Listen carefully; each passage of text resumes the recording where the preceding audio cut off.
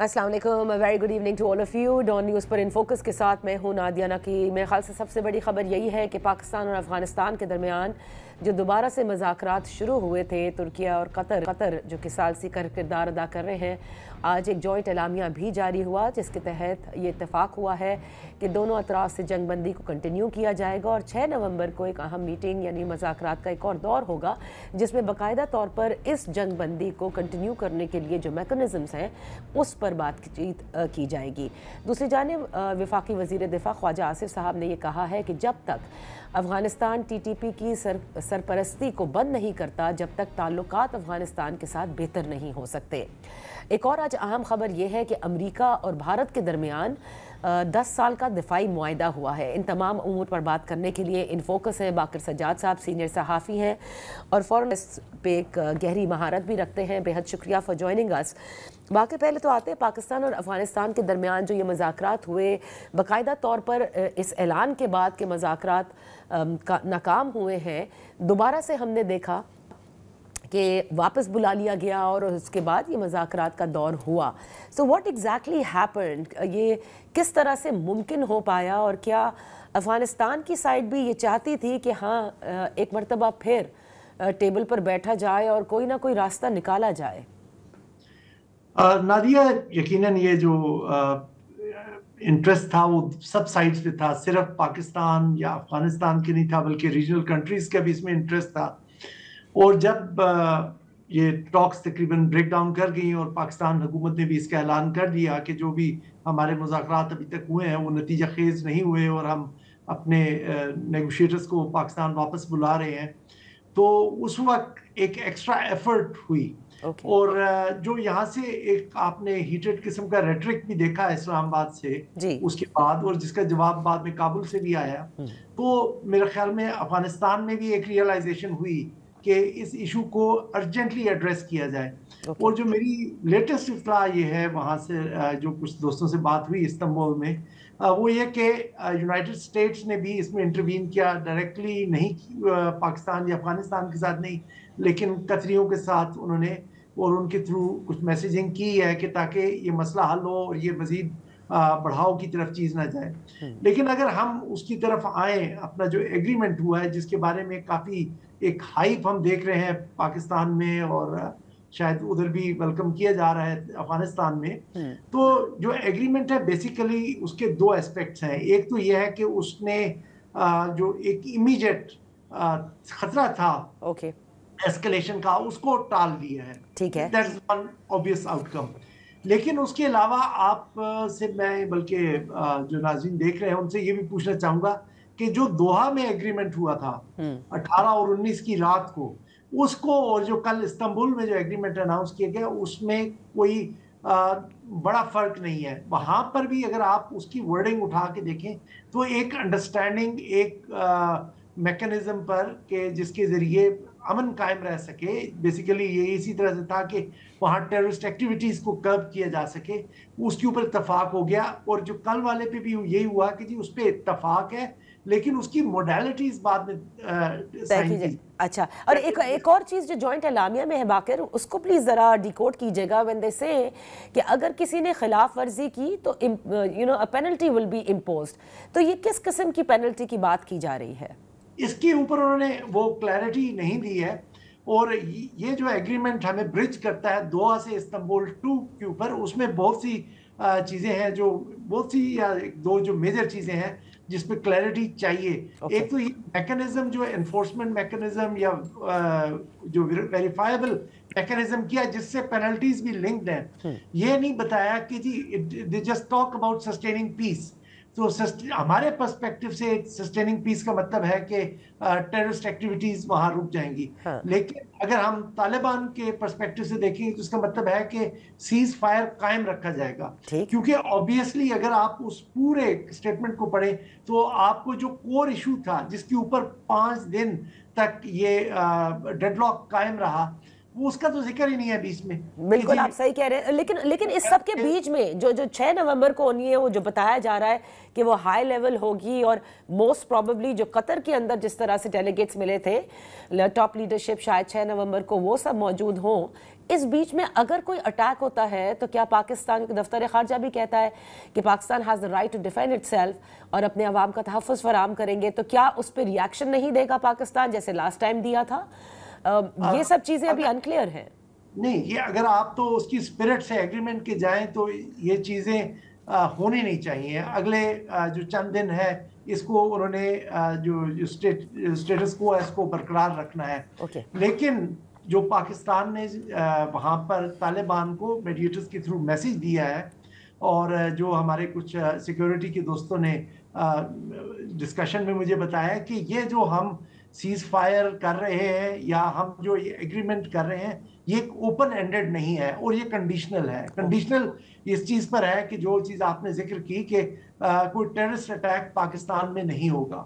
اور ساتھ ساتھ یہ ہے کہ طالبان جو ہے اپنی انٹینشن کے لیے جو ٹی ٹی پی کی سینئر لیڈرشپ کو گرفتار کریں گے, ان کے ہائیڈ آؤٹس کو مسمار کریں گے, اور ایک ٹرانسپیرنٹ رپورٹنگ ہوگی اس چیز کی کہ وہ بتائیں گے اپنے ہمارے جو میڈیٹرز ہیں ترکی اور قطر, ان کو اور پاکستان کو کہ جی ہم نے کیا کارروائی کی. اگر یہ چیزیں وہ نہیں کرتے تو پاکستان کے پاس یہ حق ہے کہ جی اس سے یہ پیچھے ہٹ جائے. یہ ان کی جو بنیادی کنڈیشنالٹیز ہیں جس پہ یہ معاہدہ ہوا ہے. یہ معاہدہ اگر میں just to put it in simple way, یہ وہ جو ایک پریشر بن گیا تھا یا جو اس امپریشن کی وجہ سے کہ ایک ڈیڈ لاک ہو گیا, اس کو اوور کم کرنے کے لیے انہوں نے ایگریمنٹ کیا ہے. میں اس کو جسٹ ایز اے برج دیکھ رہا ہوں کہ جو دوحہ میں انڈرسٹینڈنگ ہے اور another meeting of probably defense ministers, اگرچہ انہوں نے صرف پرنسپلز کا ذکر کیا ہے تو پرنسپل اس میں ڈیفنس منسٹرز ہی شاید بنیں گے, تو وہ دوبارہ سے جب تک ملتے ہیں تب تک کے درمیان انہوں نے ایک انٹرم ارینجمنٹ کیا. اوکے, نا دیر آر ٹو تھنگز جو کہ میں آپ سے پوچھنا چاہتی ہوں. ایک تو یہ ہے کہ یہ جو مذاکرات اس وقت استنبول میں ہو رہے تھے اور اتنے دن جاری رہے اور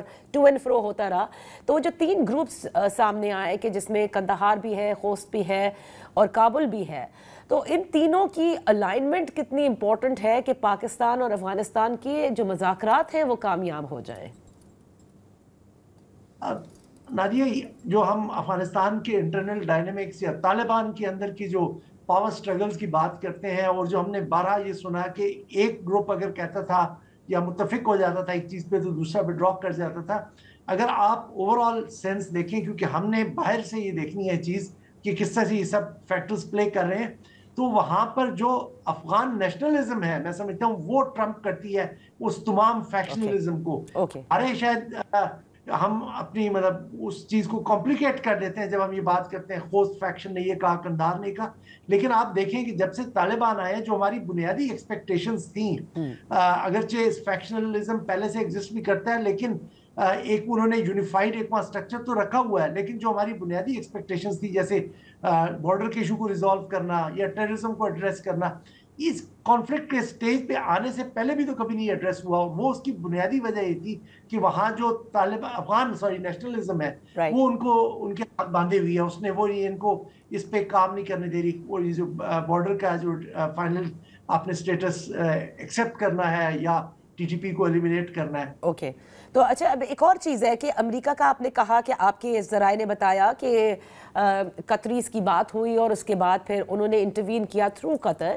اس کے بعد کیا پاکستان کا سٹانس کسی حد تک آپ کو لگتا ہے از سافنڈ؟ بیکاز ابھی تک جس طرح سے آپ نے اس ریٹرک کا بھی ذکر کیا اور دوسری طرف آپ نے بڑی ہیٹڈ سٹیٹمنٹس بھی دیکھی خواجہ آصف کی جانب سے بھی, اور یہ ہم کہتے آئے ہیں کہ it's going to be now or never, کہ یا تو آپ ایکشن لیں گے ورنہ پھر دیر از نو موونگ فارورڈ. آپ یہ تو نہیں کہہ سکتے کہ پاکستان کی جو پوزیشن ہے وہ سافن ہوئی ہے. پاکستان اپنے اسٹانس پہ قائم ہے, لیکن پاکستان نے ایک فلیکسیبلٹی دکھائی ہے کہ ہم اس سچویشن کو پاز کر لیتے ہیں اور مزید ڈیلیبریٹ کر لیتے ہیں. جو آپ کے جو نیگوشیٹرز ہیں وہ واپس جا کے اپنے پرنسپلز کے ساتھ ڈسکس کریں, ان کو بریف کریں, اور جو ٹیکنیکل ڈسکشنز ہیں ان کو ہم اگلے سیشن میں جب وہ دوبارہ 6 نومبر کو ملیں گے تو وہاں سے, کیونکہ ان کے پاس اتھارٹی بھی زیادہ ہوگی اور وہ کسی کے مرہون منت نہیں ہوں گے اور وہاں پر فیصلے لے سکیں گے, تو اس کے لیے میرے خیال میں پاکستان نے یہ فلیکسیبلٹی دکھائی. اور اس طرح کی ایک جو اسٹیٹمنٹ پہ ایگری کر گئے کہ ہم اس سیز فائر کو ایکسٹینڈ کرتے ہیں، اور وہ دوبارہ سے میرے حساب سے ری ایٹریٹ کی انہوں نے وہ جو انڈرسٹینڈنگ جو دعا میں ہوئی کہ ہم ایک میکانزم لائیں گے کہ جس سے سیکیورٹی قائم رہے گی۔ اچھا، اب میں بالکل ایک شفٹ لیتے ہیں جو بھارت اور امریکہ کے درمیان جو دفاعی معاہدہ 10 سال کا ہوا ہے آسیان میں، اس کو آپ کس نظر سے دیکھتے ہیں گیون دا فیکٹ کہ ایک پرسیپشن یہ ضرور تھا کہ مے کانفلکٹ کے بعد شاید امریکہ بالکل اسٹریٹجک پارٹنر ہے انڈیا کا، لیکن وہ کردار شاید انڈیا کو نہ دے as a net security provider of the global south, لیکن ایک دفاعی معاہدہ کرنے کے بعد ان کی ریلیشن شپ لگتا ہے کہ مزید اسٹرانگ ہو رہی ہے اور اسی طرح سے ہے جیسے کہ پہلے تھی۔ نادیہ، جو میں سمجھتا ہوں کہ ہمارے ہاں یہاں پر کافی حد تک غلط تجزیے کیے گئے سچویشن کے، سچویشن اتنی سمپل نہیں ہے جس طرح سے ہم دیکھ رہے ہیں کہ اگر ٹرمپ نے سٹیٹمنٹ دے دی ایسی جس سے موڈی خوش نہیں تھے، اور اس کا مطلب ہے کہ وہ سارا ریلیشن شپ سٹینڈ سٹل پہ آ گیا۔ امریکہ کا اور انڈیا کا ایک لانگ سٹینڈنگ ریلیشن شپ ہے، وہ جس کے ایک سٹریس میں تو آ سکتا ہے، صحیح آپ کہہ سکتے ہیں کہ کچھ جو معروضی حالات ہوتے ہیں اس کی وجہ سے سٹریس میں آ جاتا ہے، لیکن وہ ٹوٹا نہیں ہے۔ اور جو جیو پالیٹکس ہے اس ریجن کی، وہ میرے خیال میں ڈومینیٹ کرتی ہے ابھی بھی۔ وہ جو ان کی ٹریڈ کی کنسیڈریشنز ہیں، ٹرمپ کا جو مسئلہ تھا وہ ٹریڈ کی حد تک تھا کہ جی کہ وہ انڈیا ان کو ٹریڈ کنسیشنز دے اور جو ٹریڈ میں جو ان کے جو مسائل ہیں وہ ایڈریس کیے جائیں، لیکن الٹیمیٹلی جو چیز ڈیسائیڈ کرتی ہے وہ جیو پالیٹکس ہے۔ جیو پالیٹکس میں بھی ابھی تک جو ان کے لیے جو ان کا پرائمری جو ان کا پارٹنر ہے اس میں اس ریجن میں وہ انڈیا ہی ہے۔ اوکے، بہت بہت شکریہ باقر سجاد صاحب فار بینگ ود اس آن دا شو۔ یہاں وقت ہوا کا جب بریک سے واپس آئیں گے تو افغانستان کا جہاں ذکر ہو وہاں خیبر پختونخوا انتہائی ایک اہم صوبہ ہے جس میں آج باقاعدہ طور پر فائنلی کابینہ نے حلف اٹھا لیا ہے، اس پر بات کرتے ہیں۔ Welcome back. 13 رکنی کابینہ خیبر پختونخوا کی آج حلف برداری ہو چکی ہے۔ 10 صوبائی وزیر ہیں، 2 مشیران ہیں اور 1 معاون ہے، اس پر بات کرتے ہیں۔ ان فوکس ہے شوکت یوسف زئی صاحب، سابق صوبائی وزیر، بے حد شکریہ فار جوائننگ اس۔ شوکت یوسف زئی صاحب، بالآخر وہ دیر آئے درست آئے، لیکن کچھ اتنی خاص تبدیلی نہیں، وہی لوگ۔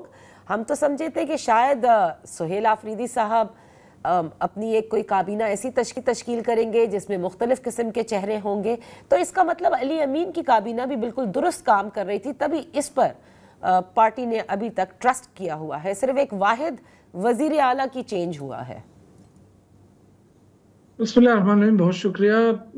بس دیکھیں پارٹی کے فیصلے ہیں اور پارٹی نے فیصلہ کیا اور علی امین گنڈاپور صاحب جو ہے وہ انہوں نے ریزائن کر دیا، سہیل آفریدی بھائی آ گئے ہیں۔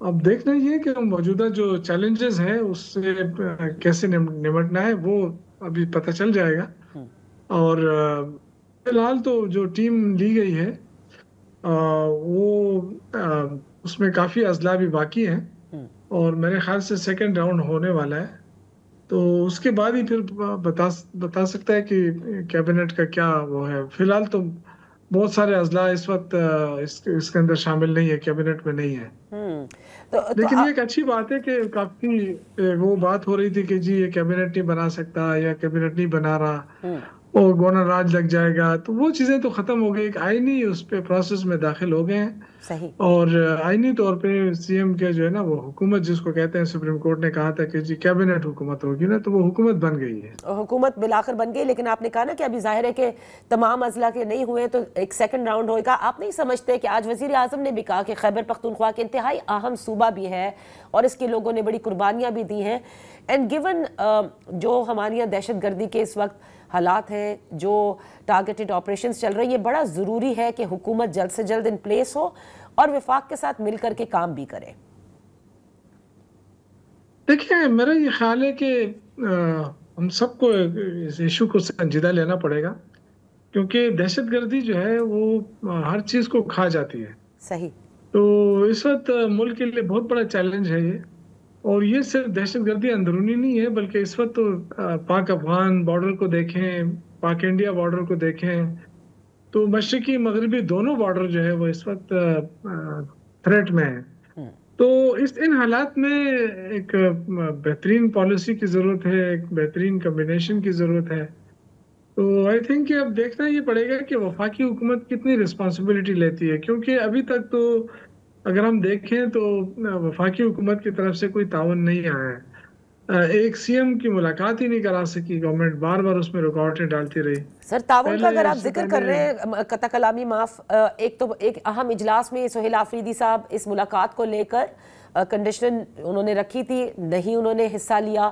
پھر آپ نے دیکھا کہ جو اتنی امپورٹنٹ چیز ہے، جو بلٹ پروف گاڑیاں اور ضروری ہیں خیبر پختونخوا کے لیے، ان کو واپس کیا گیا. تو ہر چیز آپ کو نہیں لگتا کہ اس وقت جو حالات ہیں اس میں سیاست منیمم ہونی چاہیے، اور سب سے زیادہ ملوث خاطر خیبر پختونخوا کے عوام ہیں اور ان کا تحفظ ہے؟ دیکھیے تالی ایک ہاتھ سے تو نہیں بچتی ہے نا. اگر آپ ایک وزیر اعلیٰ کو دہشت گردوں کا سہولت کار کہہ دیں، پھر اسے کہیں کہ آئے ہم دہشت گردی ختم کر رہے ہیں، ہماری میٹنگ میں آ جائیں، تو ڈیفینیٹلی پھر وہ ریلیکٹنٹ تو ہوگا نا. تو میرا یہ خیال ہے کہ وفاقی وزراء غیر ضروری بیانات نہیں دینا چاہیے ان کو، غیر ضروری بھی اور غیر پارلیمانی بھی، کیونکہ جس طریقے سے وہ لینگویج استعمال کرتے ہیں انتشاری، اور یہ تو وہی ہے، یہ کہاں ہے. دیکھیں اس وقت اچھا لہجہ استعمال کرنا چاہیے، اس وقت تعاون کی ضرورت ہے، اور بغیر صوبائی حکومت کو اعتماد میں لیے بغیر کوئی بھی پالیسی کامیاب نہیں ہو سکتی. زبردستی آپ کوئی بھی پالیسی بنا لیں لیکن وہ کامیاب نہیں ہو سکتی ہے. تو بہتر تو یہی ہے نا کہ یہ فرنٹ لائن صوبہ ہے، حساس صوبہ ہے، اور نئے وزیر اعلیٰ ہے، تو ہونا تو یہ چاہیے تھا کہ اگر پہلے سے آپ کو کوئی گلے شکوے تھے تو اب تو نئی حکومت آ گئی تھی، تو ان کے ساتھ تو ان کو بیٹھنا چاہیے تھا، اچھے ورکنگ ریلیشن بنانی چاہیے تھی. جس طرح پرائم منسٹر نے کال کی اور مبارکباد دی، اسی طرح اگر وہ روڑے نہ اٹکاتے حکومت ان کے راہ میں، وزیر اعلیٰ بننے میں، پھر وزیر اعلیٰ کا حلف لینے میں، وہ نہ بناتے رکاوٹیں، تو میرے خیال سے آج حالات تھوڑے سے مختلف ہوتے. لیکن جو کنفرنٹیشن وفاقی حکومت کے وزراء نے شروع کی، اس سے نقصان ہو رہا ہے. میں خود یہ سمجھتا ہوں کہ نقصان ہو رہا ہے. اچھا. اور یہ نہیں ہونا چاہیے.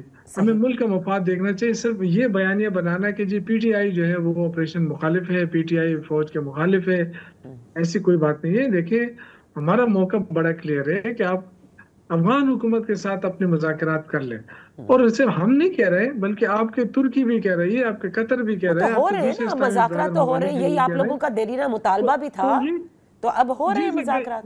میں یہی کہہ رہا ہوں کہ ہم بھی یہی کہتے تھے، ہم نے کوئی اور بات نہیں کی تھی، ہم بھی یہی کہتے تھے کہ جی مذاکرات کر لیں. تو اب ہو رہے ہیں، تو اس میں میرا ذاتی یہ خیال ہے کہ ہمیں اپنی تیاری تو کرنی چاہیے، ہمیں قوم کو متحد کرنا چاہیے، قوم کو اعتماد میں لینا چاہیے، لیکن ساتھ ساتھ ہمارے جو وزراء ہیں، دیکھیں جہاں پہ مذاکرات ہوتے ہیں نا، تو وہاں پہ تھوڑا سا جو بیانات ہوتے ہیں وہ بھی کافی اثر انداز ہوتے ہیں. صحیح. تو یہ جو الفاظ کا وہ ہے چناؤ، اس کا بہت لازمی ہے میرے خیال سے.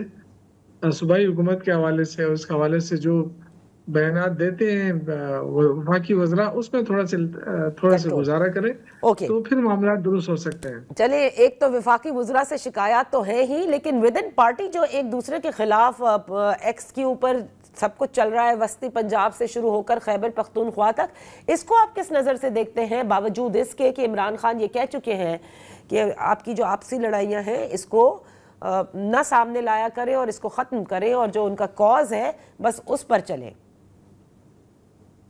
دیکھیں اس پارٹی کے اندر ظاہر ہے بڑی پارٹی ہے، اونچ نیچ تو ہوگا، لوگوں کے اندر اختلافات بھی ہوں گے، ظاہر ہے یہ چیزیں تو چلتی رہتی ہیں. خان صاحب تو منع کرتے ہیں، خان صاحب جب یہاں تھے تب بھی یہ چیزیں چلتی تھی. اچھا. تو میرا نہیں خیال اس سے کوئی فرق پڑے گا. آپ نے دیکھا کہ وزیر اعلیٰ کا انتخاب تھا، اس میں سارے ممبران نے اپنا ووٹ پول کیا. ابھی کل جو سینٹ کا الیکشن تھا اس میں آپ نے دیکھا سارے ممبران نے ووٹ پول کیا. تو یہ اختلافات جو ہے نا، یہ ذاتی اختلافات ہو سکتے ہیں، پارٹی کوئی ایسی چیز نہیں ہے کہ اس پارٹی سلمان اکرم راجہ، مشیل یوسفزئی، عالیہ حمزہ، احمد چٹھا، یہ ساری چیزیں آپ کے بھی سامنے سے گزری ہوں گی، تو اس سے تو ایسا لگتا ہے کہ پارٹی میں ہر کوئی اسرٹ کرنا چاہتا ہے کہ ہم ہیں لیڈر اور ہمارا کہا جو ہے وہ مانا جائے. یہ بدقسمتی ہے. سینئر جونیئر کا احترام ہونا چاہیے، اور جو لوگ پارٹی میں جن کی کنٹریبیوشن ہے اور جن کا ان کا بھی احترام ہونا چاہیے.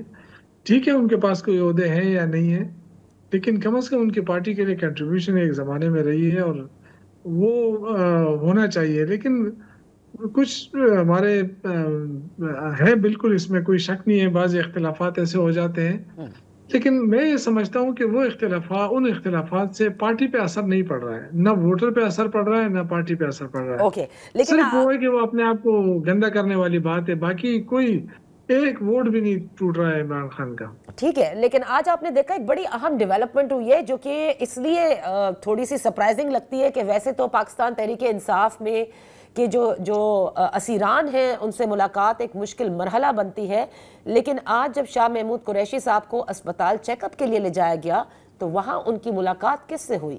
فواد چودھری صاحب سے، محمود مولوی صاحب سے اور عمران اسماعیل صاحب سے. سو کیا آپ کو لگتا ہے واٹ از کوکنگ؟ یہ میں نے بھی دیکھا ہے، اور ظاہر ہے کہ پرانے کولیگ ہیں، اگر اس حساب سے گئے ہیں تو ٹھیک ہے، لیکن اگر کسی کا میسج لے کر گئے ہیں تو کچھ کہا نہیں جا سکتا ہے. ظاہر ہے اب جو ڈیولپمنٹس ہو رہی ہیں، نومبر کی باتیں ہو رہی ہیں، تو اسٹیبلشمنٹ بھی سرگرم ہو گئی ہوگی شاید، اور انہوں نے اپنے جو لوگ ہیں یا جو بھی ہیں، لیکن اس میں ابھی اس لیے کچھ نہیں کہہ سکتا کہ فواد چودھری، اور ہو سکتا ہے کہ ان کے پرانے جو تعلقات ہیں اس بنیاد کے اوپر گئے ہوں، کیونکہ ہو پرانے بھی سکتا تعلقات ہے. بالکل ہیں، لیکن چیک اپ کے لیے جاتے ہوئے کراچی سے محمود مولوی بھی ملنے، عمران اسماعیل بھی کراچی کے ہیں، وہ بھی چلے جائیں اور فواد چودھری اسلام آباد سے فوراً پہنچ جائیں. یہ باتیں تھوڑی سمجھ میں آتی ہیں جس قسم کی سیاست ہمارے ہاں ہوتی ہے. سو مے بی شاہ محمود کو شاید کوئی رول مولوی دینا ہو. محمود صاحب جو ہے نا، مولوی محمود صاحب کے ساتھ تو میری بھی ملاقات ہوئی ہے. میں تھا پچھلے مہینے مدینہ میں تھا، اور ہم مدینہ میں اکٹھے ہوئے، کافی دیر تک بیٹھے رہے، گپ شپ لگائی. تو یہ تو دیکھیں، اس سے تو کوئی یہ تاثر نہ لیا جائے. ہو سکتا ہے، میرا خیال یہ ہے کہ ہو سکتا ہے کہ اگر اپوزیشن، ان کو کس نے ٹاسک دیا ہوگا، آپ ظاہر ہے اسٹیبلشمنٹ نے ٹاسک دیا، آپ یہ سمجھتے ہیں یا یہ سوچتے ہوں گے، لیکن میرا خیال ہے کہ یہ ذاتی تعلقات کی بنیاد پر گئے ہوں گے. صحیح، چلیں یہ چیزیں پھر اور کھل کر سامنے آ جائیں گی. بہت بہت شکریہ شوکت یوسف زئی صاحب فار بینگ ود اس آن دا شو. وقت ہوا ہے ایک بریک کا. Welcome back. آزاد کشمیر میں جو تحریک عدم اعتماد کے بعد حکومت سازی کا مرحلہ ہے، اس کے حوالے سے آج چیئرمین پیپلز پارٹی کا کہنا ہے کہ اس مرتبہ وزیر اعظم آزاد کشمیر سے ہوگا، اسلام آباد سے نہیں. اس پر بات کرنے کے لیے ہمارے ساتھ ان فوکس ہے قمر زمان قاہرہ صاحب، سابق وفاقی وزیر، پاکستان پیپلز پارٹی کے سینئر رہنما. بہت شکریہ فار جوائننگ اس. قاہرہ صاحب، ایک تو یہ جو سٹیٹمنٹ ہے کہ اس مرتبہ اسلام آباد سے نہیں بلکہ آزاد کشمیر سے ہوگا، کیا ہم یہ سمجھیں کہ چودھری انوار الحق صاحب ایک مجبوری کا سودا تھے؟ کیونکہ چیئرمین نے یہ بھی ذکر کیا کہ پاکستان پیپلز پارٹی کی حکومت بنتے بنتے رہ گئی. جی بلا شبہ اس وقت ایک حالات کے تقاضے کے تحت ان کو بنایا گیا، اور ہم دونوں جماعتوں نے ان کو سپورٹ کیا، اس میں کوئی شک والی بات نہیں ہے. لیکن جو بات چیئرمین صاحب نے کہی وہ یہ نہیں ہے کہ اس دفعہ جو وزیر اعظم ہے وہ اسلام آباد سے نہیں مظفر آباد سے ہوگا. وہ تو ہمیشہ مظفر آباد سے یا آزاد کشمیر سے ہی ہوتا ہے. لیکن انہوں نے یہ کہا، جب صحافیوں نے ان سے سوال کیا پریس سٹارٹ کرنے کے بعد، وہ جا رہے تھے، تو انہوں نے کہا جی پرائم منسٹر کا نام بتا دیں.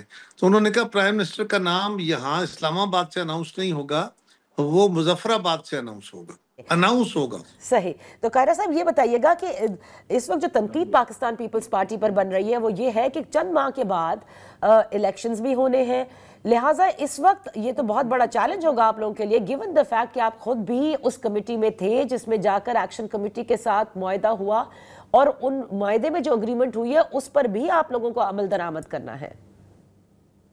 جی بلا شبہ ہم سیاسی جماعتیں ہیں، یہی ہمارا کام ہے، اور اس بات کا ہمیں بدرجہ اتم اندازہ ہے کہ کیا کیا تکلیفیں ہو سکتی ہیں، کیا مشکل، کیا چیلنجز ہیں. لیکن آپ نے چیلنجز بھی دیکھنے ہیں اور آپ نے حالات کا تقاضا بھی دیکھنا ہے. اس گورنمنٹ کو، جس کو مسلم لیگ بھی چھوڑ گئی، ہم بھی چھوڑ رہے ہیں، اگر ہم گورنمنٹ فارم نہیں کرتے تو کیا ہوگا؟ تو ایک اور کیاس ہو جائے گا. اس کیاس کو اوائڈ کرنا ضروری ہے. اور یہ ذمہ داری پیپلز پارٹی سمجھتی ہے، بخوبی سمجھتی ہے کہ اتنے تھوڑے عرصے کے لیے جب لاسٹ اینڈ پہ اسمبلیاں ہوتی ہیں تو لوگوں کی توقعات بہت آسمان پہ ہوتی ہیں اور امکان کم ہوتے ہیں ڈیلیوری کے، لیکن اگر ہمت کی جائے تو پھر کچھ نہ کچھ ڈیلیور کیا جا سکتا ہے۔ اور اس سے زیادہ ضروری یہ ہے کہ اگر حالات کا تقاضا یہ ہے کہ یہ فیصلہ کیا جائے تو اس کا بھلے نقصان ہو، بہرحال آپ کو یہ فیصلہ لینا ہوتا۔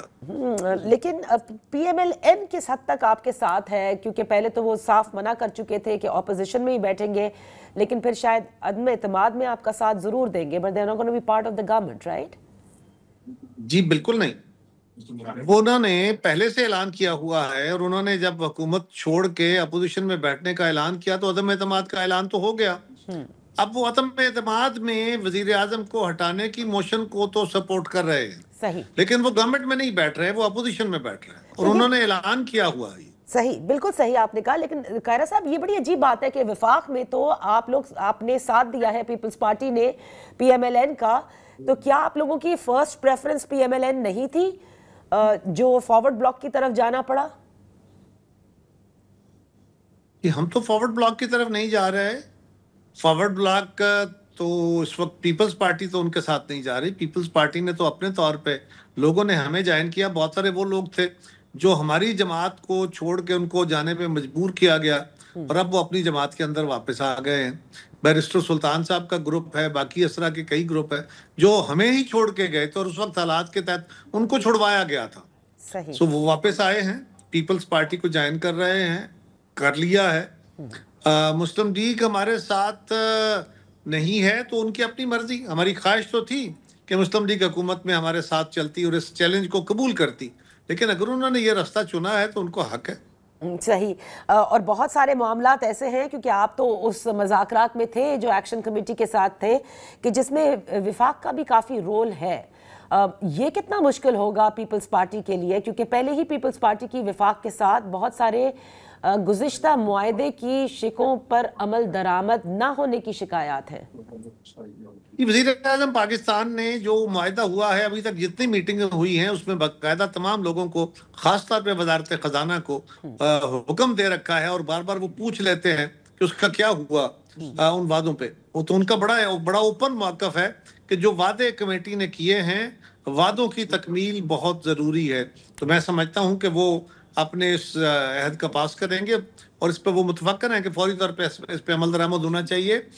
اصل مسئلہ آج بھی یہی ہے کہ آزاد کشمیر کی گورنمنٹ نے جو اقدامات اٹھانے تھے، جو نوٹیفیکیشن کرنے تھے، وہ ابھی تک نہیں اٹھائے، وہ ایک چیلنج ضرور ہے، اور اب وہ پیپلز پارٹی کی گورنمنٹ بنے گی تو یقیناً اس پہ ہم we'll take care of that. Okay قاہرہ صاحب، یہاں وقت ہوا ایک بریک کا، بریک کے بعد واپس حاضر ہوتے ہیں۔ ویلکم بیک، ان فوکس ہے قمر زمان قاہرہ صاحب، پاکستان پیپلز پارٹی کے سینئر رہنما، سابق وفاقی وزیر۔ قاہرہ صاحب، جو پنجاب میں جو پنجاب اسمبلی کی قرارداد ہے بلدیاتی انتخابات کے حوالے سے، اور انہوں نے وفاق کو ارسال بھی کی ہے اور کہا ہے کہ اس کے تحت ترمیم کی جائے، یعنی کہ اب جو بھی ترمیم ہوگی وہ 27ویں ہی کہلائے گی، اس کی ایک ڈاک بیل تو انہوں نے رکھ دی ہے۔ And if I am not mistaken, یہ وہی ہے جو ایم کیو ایم بھی کہا کرتی تھی، اور انہوں نے بلکہ آج ویلکم بھی کیا ہے کہ لوکل گورنمنٹ کے نظام کو باقاعدہ ایک چیپٹر کے تحت کانسٹیٹیوشن کا حصہ ہونا ضروری ہے۔ سو اس کو آپ کیسے دیکھ رہے ہیں؟ بڑی اچھی بات ہے جی، ہم اس کو اپریشیٹ کریں گے۔ ہم تو آلریڈی لوکل باڈیز الیکشن کراتے رہتے ہیں، جو نہیں کراتے اگر ان کا یہ تقاضا آ گیا ہے کہ اس کو کانسٹیٹیوشن کا حصہ بنایا جائے تو بڑی اچھی بات ہے، لیکن اس کو ایک اور بھی کرنے کی ضرورت ہے کہ اس کو امپاورڈ نظام بنانے کی ضرورت ہے۔ جس طرح کا نظام پنجاب کے اندر ابھی تک اس کے خد و خال بیان کیے گئے ہیں وہ بڑا حیران کن ہے، اور وہ یہ ہے کہ لوکل گورنمنٹ کا نظام تو ضلعی حکومتیں ہوتا ہے نا، یہاں پہ ڈپٹی کمشنر جو ہے یا تمام محکمے جو ہیں وہ ضلعی لیول پہ ضلعی افسروں کو جواب دہ ہوتے ہیں، لیکن اس جو لوکل گورنمنٹ کا نظام پنجاب گورنمنٹ دے رہی ہے اس میں ضلع لیول پہ کوئی الیکٹڈ باڈی نہیں ہے جو ڈپٹی کمشنر یا ضلعی افسران کو چیک کر سکے، ان کو مانیٹر کر سکے، ان کو گائیڈ کر سکے، بلکہ انہوں نے نیچے تحصیل کے لیول پہ تو کونسلیں بنا دی ہیں، بنانے کا اعلان کیا ہے، یا یونین کونسلیں بنانے کا اعلان کیا ہے۔ ڈسٹرکٹ لیول پہ ان کا خیال ہے کہ یہ کام بیوروکریسی ہی کرے، ایسا نظام جو ہے وہ بالکل فنکشنل نہیں ہوگا، اور شاید اس کے اندر لوپ ہول رکھا ہی اس لیے گیا ہے کہ کسی وقت لوگ اس کو چیلنج کر لیں اور یہ پھر فردر ڈیلے ہو جائے۔ میں بالکل تسلی سے یہ بات کہہ رہا ہوں کہ میری اپنی دانست میں آج تک جو لوکل گورنمنٹ کے نظام آئے ہیں اس میں جنرل مشرف کے دور میں اناؤنس کیا گیا جو نظام تھا وہ سب سے اچھا نظام تھا، اس کے اندر امپاورڈ تھا، اس میں کچھ خامیاں تھیں، اس کو دور کرنے کی ضرورت تھی۔ ایک تو یہ تھا کہ وہ فیڈرل لیول سے فنڈ کی ٹرانسفر ہوتی تھی، وہ درست رستہ نہیں ہے، لیکن دوسری طرف یہ بھی دیکھنے کی ضرورت ہے کہ جب سے این ایف سی ہوا اور صوبوں کو زیادہ وسائل اور 18ویں ترمیم کے تحت ان کو اختیارات ڈیوالو کر دیے گئے، تو ہر وزیر اعلیٰ کسی بھی صوبے کا ہے وہ بادشاہ بن گیا ہے، وہ اپنے اختیار اور مالی اختیار نیچے ڈیوالو کرنے کو تیار نہیں ہے، اور یہ جو نمائشی سا ہم بنا دیتے ہیں نظام، اس کا کوئی فائدہ نہیں ہوگا۔ میں سمجھتا ہوں کہ امپاورڈ نظام ہونا چاہیے، بالکل اس کو آئین کا حصہ بنانا چاہیے تاکہ آئینی تقاضے کے تحت لوکل گورنمنٹ کے انتخاب وقت پہ ہوتے رہیں۔ قاری صاحب آخر میں یہ بتائیے گا کہ یہ 27ویں ترمیم ویسے کب آئے گی؟ سنا ہے اس میں اور بہت ساری چیزیں ہیں جو شامل کی جائیں گی۔ میں بھی سن رہا ہوں جی، دیکھا نہیں، اور ابھی اس کے بارے میں کچھ ہمارے پاس کوئی چیزیں آئی نہیں، آتی ہیں تو پھر شیئر کریں گے آپ سے۔ بہت بہت شکریہ قائرہ صاحب فار بینگ ود اس آن دی شو۔ اسی کے ساتھ پروگرام کا وقت ختم ہوتا ہے، کل پھر آپ کی خدمت میں حاضر ہوں گے، اجازت دیجیے، اللہ حافظ۔